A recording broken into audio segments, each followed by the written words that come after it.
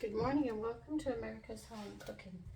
This is a Delicata Squash. I have never had it. I have to be honest with you, I haven't.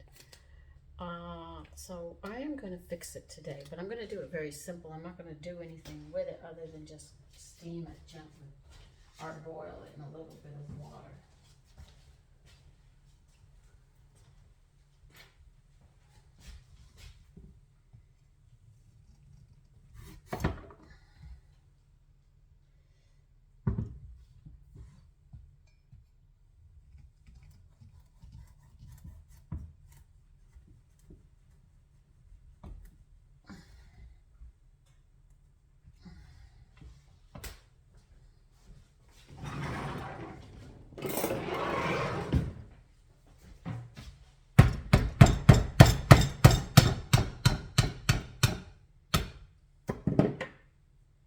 Well, sometimes they don't want to.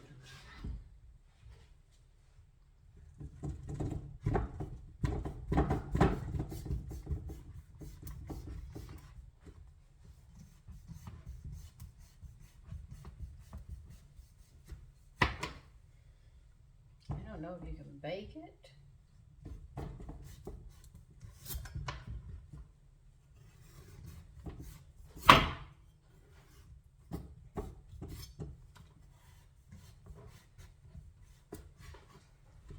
Hold on a minute. One of my cats is acting up. Don't you dare. Didn't I tell you not to do that?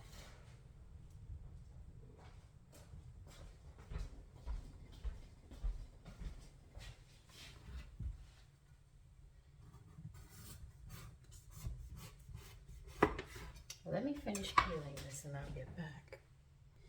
Alright, I peeled it and I quartered it, and it runs the full length of the plant, the seeds on the inside.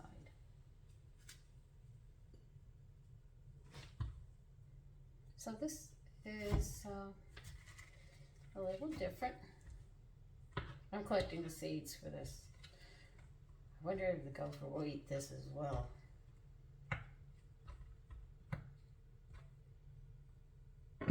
Well, that was easy enough to clean out.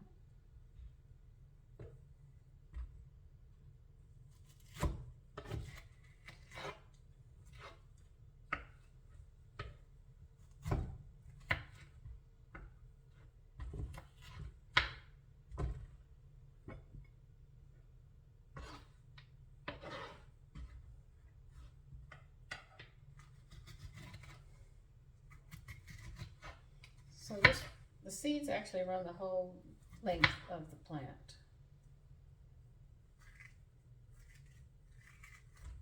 So if you get one and you like it and collect the seeds, you can plant them.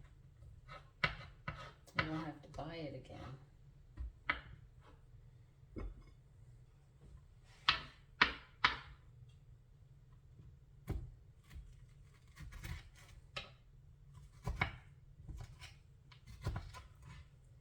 When you think about autumn, there's a lot that goes on. You have a lot of different squashes that you can eat and can. I want to try this raw. Just to see what it tastes like so I get an idea. Though my favorite is butternut.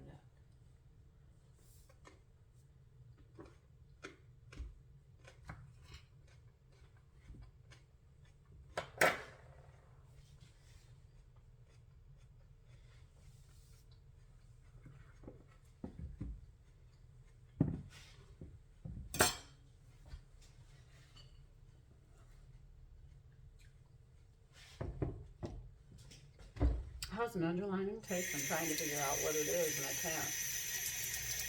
Not a bad squash.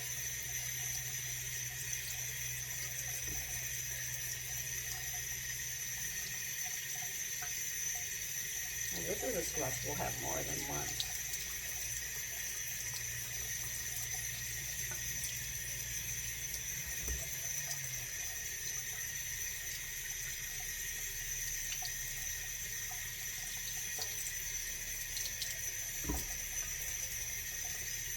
So if you're serving more than 4 people, I would strongly recommend you get 2 of these small ones. I tried a big one time, and that was a fiasco. So small, they're more delicate if you're getting small.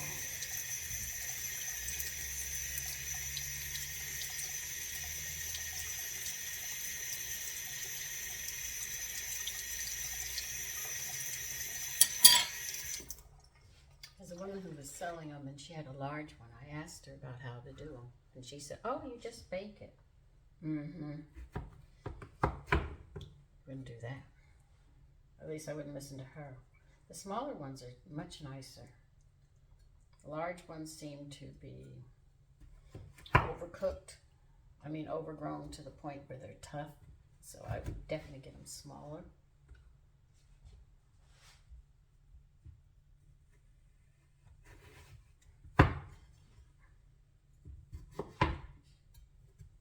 Because they are thin, they're going to cook much faster, so be very, very careful to keep an eye on these.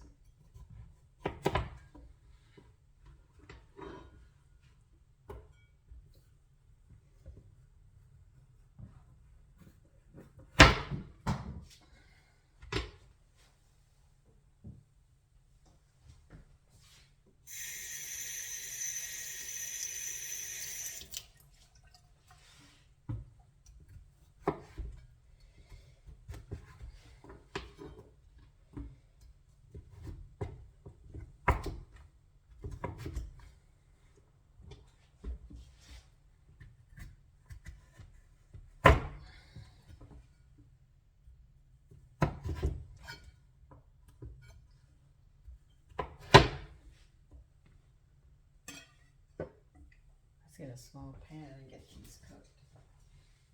Let's see how they taste cooked. I think they're going to taste something like a butternut squash, but I could be wrong.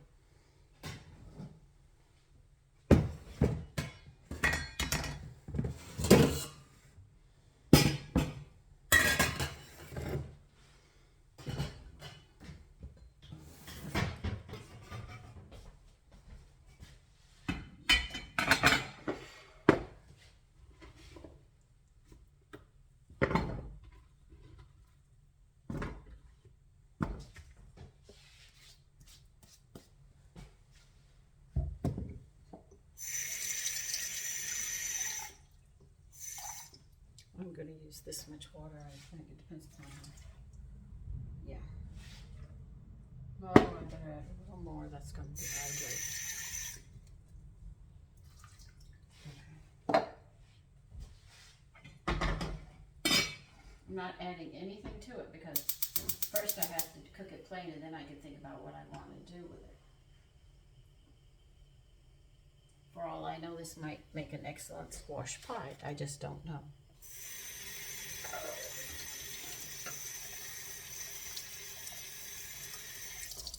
But I will save some seeds if this is really good. That's why I've got them on the plate now. If it's a squash that I like, I will definitely clean these seeds up, put them on a paper towel, and let them dry in the house until they're thoroughly dry. And then they'll be ready for planting. So I'll put this on the table for now. And we'll see how this comes out. Okay, I brought it to a boil, and then I turned it down to simmer. I have the lid on. I'm just going to let it cook till tender. Okay, here's all the flowers I had been collecting, which you saw me do. Here are all the particles that was in it. Dump them, put them in the yard. And now I can use this flour to cook with, so I don't waste it. Okay, it's done, so we'll try it. Here it is. This is what it looks like when it's done.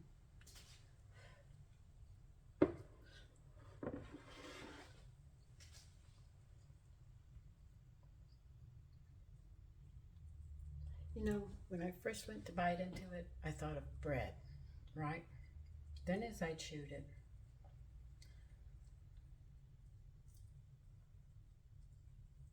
I got a slight sweetness out of it. It does have a sweet taste to it. I want to say it's like an underlining.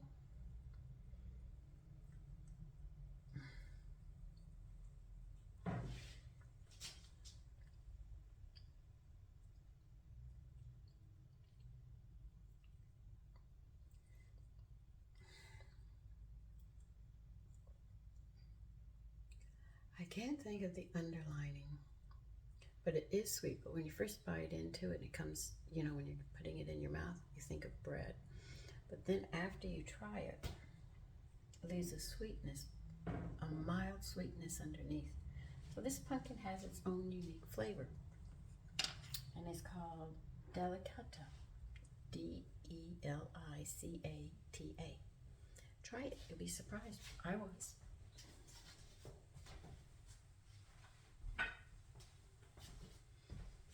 Enjoy your day.